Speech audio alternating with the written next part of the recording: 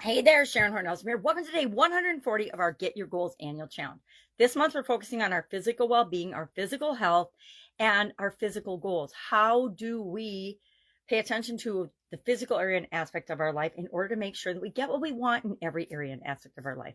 I've learned through personal experience that if we don't take care of our health, it will catch up to us, and somehow we will get an incident that gets us to pay attention to our health. I had a sudden cardiac arrest in 2010 because I was running through my life and I wasn't paying attention to eating right, taking care of myself, drinking water, moving, getting any exercise whatsoever, except for running through my life.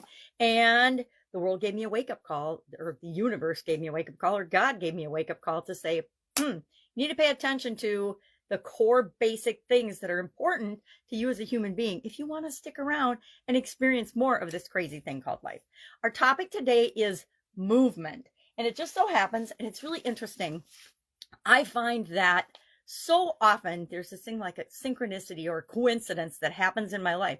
I'm thinking about a topic, I'm looking for information on something, and what came in the mail but my son's Lifetime Fitness magazine, and the cover story is about moving for joy, movement for joy, the impact that positive emotions have on the effectiveness of your exercise, which we're going to talk about exercise in more detail tomorrow.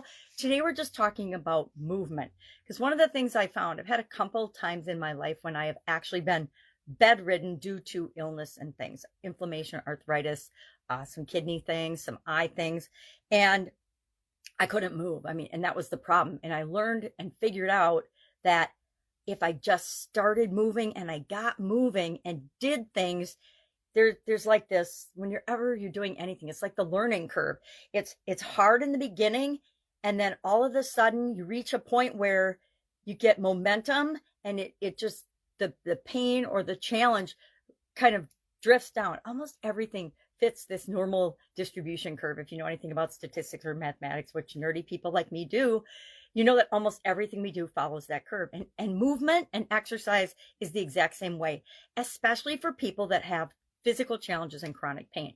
It's hard, but at some point you get that momentum, that break-even point where then everything becomes easier and you physically start to feel better. So today, I did not read this article yet. It's Move for the Joy of It. And then it's got a 4-step process, which I'm quickly going to share with you. And then I'm going to actually read this article today and implement and do these things so I can just discover and learn more about movement and the importance of movement in our lives. I have so many examples of this and how movement and our environment's like. We just talked about our environment, how it impacts how we show up in the world, how we feel about our life, how we feel about our experiences, and how we then choose to behave moving forward. What we think, what we feel has a huge impact on the results that we get.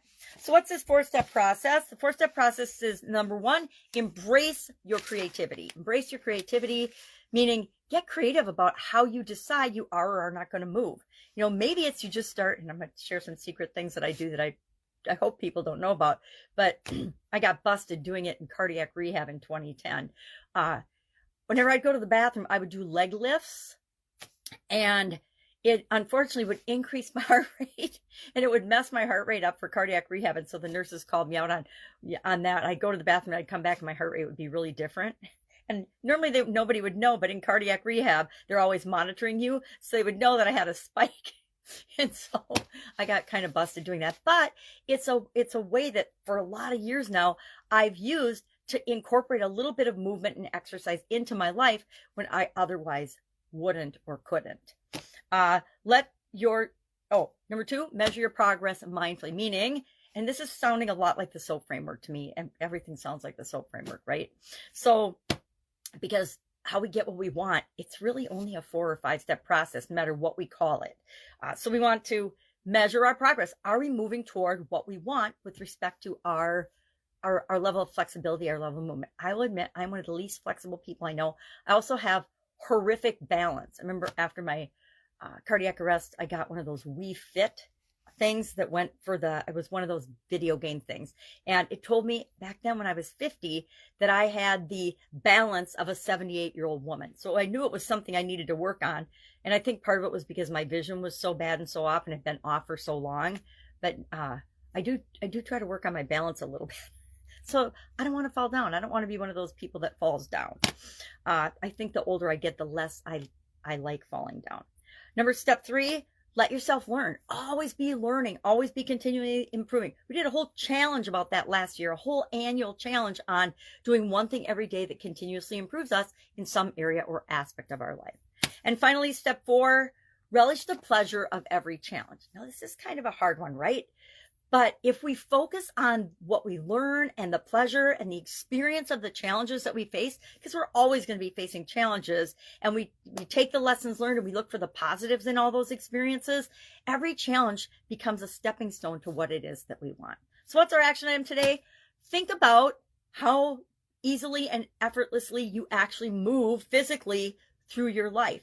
Do you flow and move physically through your life? Do you have aches and pains and challenges that you need to work on? I got a knee. My left knee has been bugging me for about 3 years. It's time that I nail that and figure out what kind of movement I need to do or strengthening exercises I need to do in that leg in order to, and we'll talk about that probably tomorrow, in order to make that a non-issue for me. All right. That's it. That's all I've got today. Any questions, ask, hit me up. You can always message me if you're hearing me on Facebook. Or you can look me up, Sharon Horne-Ellstrom, Get Your Goals Annual Challenge. You're welcome to join our private Facebook group that is on Get Your Goals, not Get Your Goals Annual Challenge, the Get Up and Go Challenge page.